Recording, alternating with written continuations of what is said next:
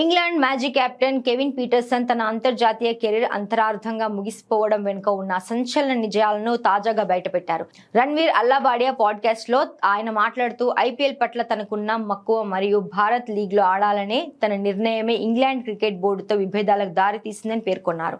2009 సమయంలో ఐపీఎల్ పట్ల ఇంగ్లాండ్ బోర్డుకు వ్యతిరేకత ఉండేదని, కానీ తాను మాత్రం ఆటగాళ్ల ప్రయోజనాల కోసం, కొత్త తరం క్రికెట్ కోసం ఐపీఎల్ కు మద్దతుగా నిలిచానని చెప్పారు. ఈ క్రమంలో బోర్డులోని పెద్దలందరూ తనకి వ్యతిరేకంగా మారారని, ఒక రకంగా ఐపీఎల్ కోసమే తాను తన కెరీర్ ను త్యాగం చేయాల్సి వచ్చిందని పీటర్సన్ ఆవేదన వ్యక్తం చేశారు.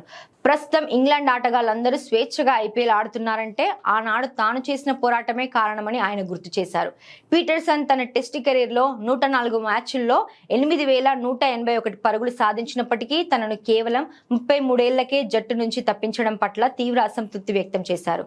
బోర్డుతో గొడవలు లేకపోయి ఉంటే తాను కనీసం 150 నుండి 160 టెస్టులు ఆడి ఉండేవాడినని, సుమారు 13,000 పరుగులు చేసే సత్తా తనలో ఉందని ఆయన ధీమా వ్యక్తం చేశారు.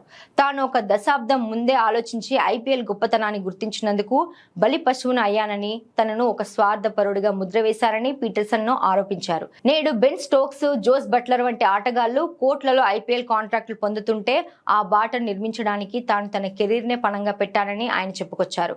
పీటర్సన్ చేసిన ఈ వ్యాఖ్యలు ఇప్పుడు క్రికెట్ ప్రపంచంలో చర్చనీయాంశంగా మారాయి.